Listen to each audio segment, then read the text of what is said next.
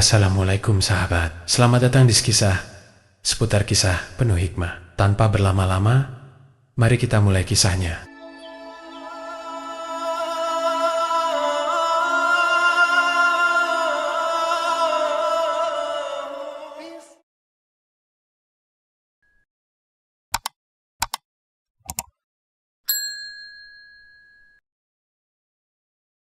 Faris menahan napas saat suara langkah kaki semakin mendekat.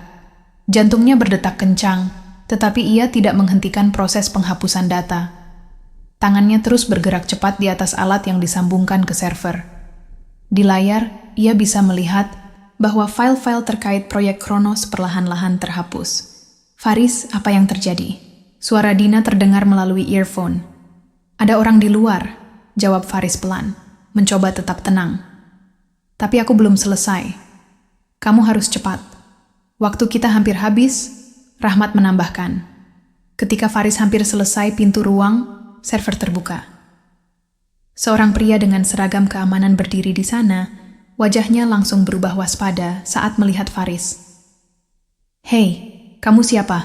Tanpa berpikir panjang, Faris segera menarik alatnya dari server dan berlari ke arah pintu darurat di sisi lain ruangan. Ia bisa mendengar penjaga itu memanggil bantuan melalui radio. Siren peringatan mulai berbunyi dan lampu merah berkedip di sepanjang lorong. Faris, apa yang terjadi?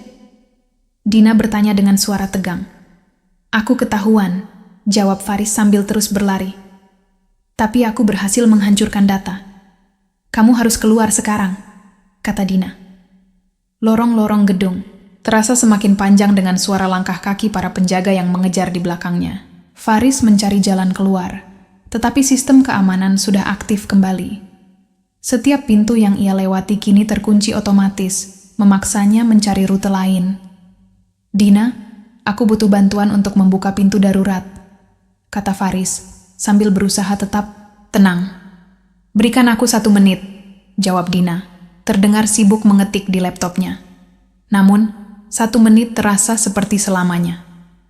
Ketika Faris sampai di depan pintu darurat, ia mendapati pintu itu masih terkunci.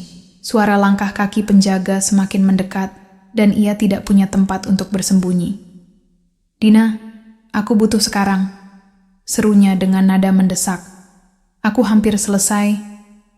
Sekarang, pintu darurat tiba-tiba terbuka, dan Faris segera menyelinap keluar. Di luar, angin malam yang dingin menyentuh wajahnya. Faris tidak punya waktu untuk merasa lega. Ia masih harus menjauh dari kompleks sebelum para penjaga menemukan jejaknya. Ia berlari melintasi halaman belakang gedung, mencari tempat untuk bersembunyi. Ketika ia mencapai pagar di sisi kompleks, ia melihat mobil Rahmat terparkir di dekatnya. Dina berdiri di samping mobil, melambaikan tangan. Cepat Faris! Faris memanjat pagar dengan sisa tenaganya.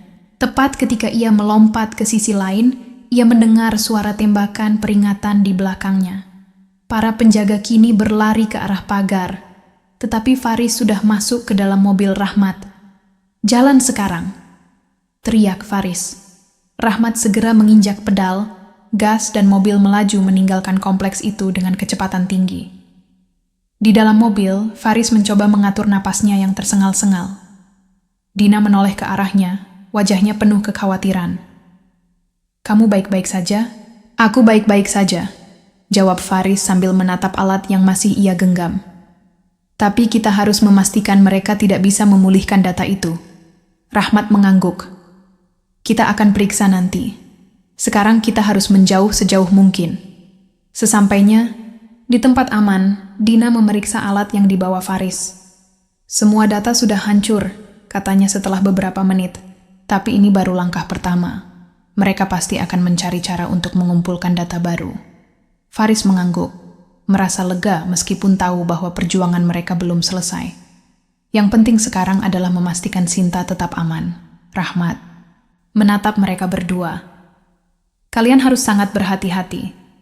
Mereka tahu seseorang menyerang sistem mereka. Cepat atau lambat, mereka akan tahu siapa yang melakukannya. Faris mengepalkan tangannya. Aku nggak akan membiarkan mereka menyentuh Sinta. Sekian kisah dari kami, jadi jangan lupa like, komen, dan subscribe channel ini. Wassalamualaikum warahmatullahi wabarakatuh. أحب الوفاء بشتى الصور أحب الوفي الأمين الأغر فأهل الوفاء كلون السحاب وحسن الربيع وماء المطر